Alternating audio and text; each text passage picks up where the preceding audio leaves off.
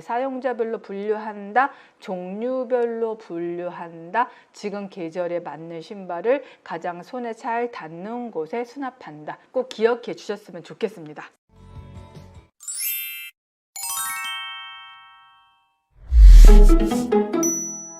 안녕하세요. 똑똑한 정리 정희숙 대표입니다. 오늘은 배현정 선생님 댁을 다녀왔습니다. 이 두 번째 만남인데요. 그 전에 이제 의류 정리하러 한번 갔었고, 이번에 신발장 정리를 하러 갔습니다. 항상 갈 때마다 아주 친근한 언니처럼 이런저런 이야기를 하면서 시간 가는 줄을 사실은 모르고 일을 하게 됐는데요. 사실 이런저런 인생에 대한 이야기 그날 들으면서 참 도움이 많이 됐습니다. 사실 인생 선배님으로서 배울 점이 참 많았던 것 같습니다. 다시 한번 감사드립니다. 그날도 갔을 때 음식을 진짜 건강한 밥상으로 차려 드시면서 항상 갈 때마다 준비해 주시는데 너무너무 배부르게 잘 먹어가지고 너무 감사했습니다. 자주 불러주세요.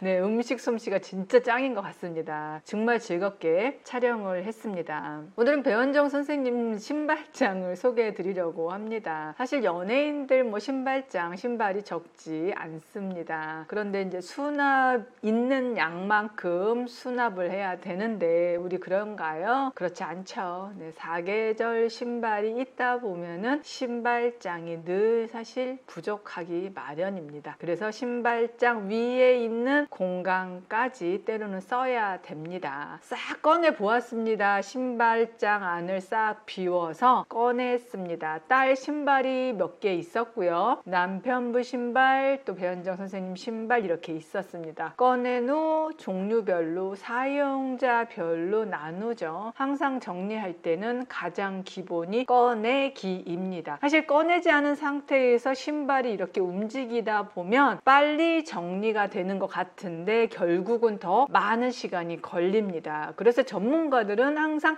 싹 꺼낸 후 사용자별로 나눈 다음에 다시 종류별로 나눕니다. 그게 더 확실하고 정리하기도 쉽습니다. 꼭 기억해 주셨으면 좋겠습니다. 싹 꺼낸 후 운동화와 구두를 구분합니다. 운동화도 겨울 운동화가 있고 구두도 겨울 구두가 있죠. 그러면 겨울 신발과 여름 신발을 좀 나눠줍니다. 지금 계절에 맞는 신발이 내가 손 닿기에 가장 좋은 공간으로 먼저 자리를 바꿔야 되겠죠. 신발장 정리할 때 팁입니다. 남자 신발 두 켤레가 들어가는 공간이 있고요. 아내분 여자 신발이 두 켤레가 들어가는 공간이 있습니다. 무슨 소리냐? 공간의 사이즈가 좀 다를 거예요. 남자 신발이 두 켤레는 꼭 안 들어가는데 여자 신발 두 켤레는 들어가는 공간이 있습니다. 우리 집 신발장 공간을 한번 보면서 이 칸과 이 칸의 크기는 동일한가, 위에 공간과 아래 공간의 크기는 동일한가 한번 유심히 관찰해 보시면 좋을 것 같아요. 이날도 신발은 많은데 공간은 부족했기 때문에 고민을 좀 많이 했습니다. 저는 정리할 때 가장 핵심은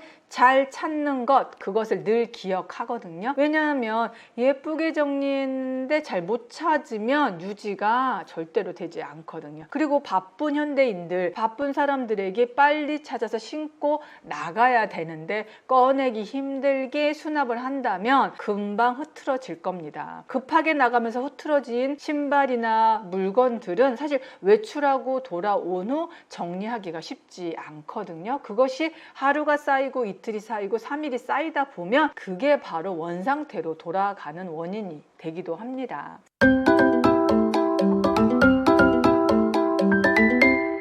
싹 꺼낸 후 사용자별로 분류를 했고요. 종류별로 구두는 구두대로, 운동화는 운동화대로, 쪼리는 쪼리대로 이렇게 신발의 높이에 따라서 구분을 했습니다. 당연히 다리 아픈 구두 같은 경우는 사실 자주는 신지 못하게 되죠. 그러면 바로 윗공간에 갈 수밖에 없습니다. 계절에 맞는 신발은 지금 잘 사용할 수 있는 공간으로 이동을 했고요. 페트병을 활용해서 슈즈랙 기능을 해드렸습니다. 일반적인 슈즈랙을 많이 사용하시는 분들도 계실 거예요. 어쩔 수 없이 신발은 많은데 공간이 좁다면 슈즈랙을 활용해서 복층으로 신발을 쌓아놓을 수밖에 없죠. 그래야지 수납력이 높아지기 때문입니다. 그래서 슈즈렉을 활용해서 공간의 활용도를 높여드렸고요. 페트병도 잘라서 슈즈렉 역할을 할 수 있도록 활용해 드렸습니다.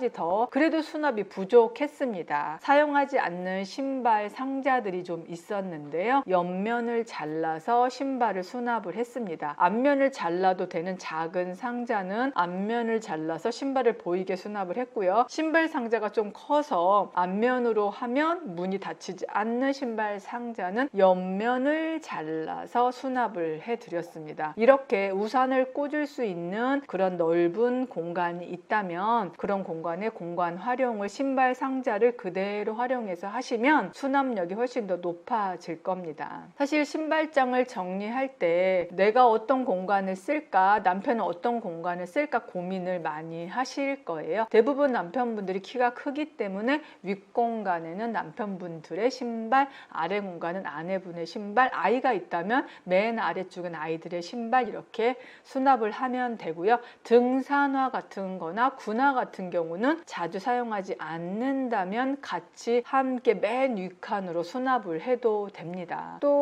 뭐 기능성 신발, 골프 신발이나 뭐 바이크 신발이나 이렇게 기능성 신발 같은 경우에도 한 곳에 한 칸에 모아서 찾기 쉽도록 수납해 주는 것도 신발장 정리 팁입니다. 결국 잘 찾는 것이 잘 정리하는 겁니다. 네, 사용자별로 분류한다, 종류별로 분류한다, 지금 계절에 맞는 신발을 가장 손에 잘 닿는 곳에 수납한다. 잊지 마시고요. 신발장 정리가 잘 되어야지만 들어오는 현관이 항상 깔끔합니다. 들어오는 현관은 복이 들어오는 공간이라서 항상 깔끔하면 좋겠죠. 기분도 좋고요. 네, 그래서 신발장 정리를 해서 공간의 효율을 높이면 신발 바닥에 늘 쌓여있는 그 신발을 넣을 공간까지 생기니까 오늘은 신발장 정리하는 날 한번 정해보시고요. 신발장 정리해 보셨으면 좋겠습니다. 네, 현관도 항상 깔끔하게 유지하세요.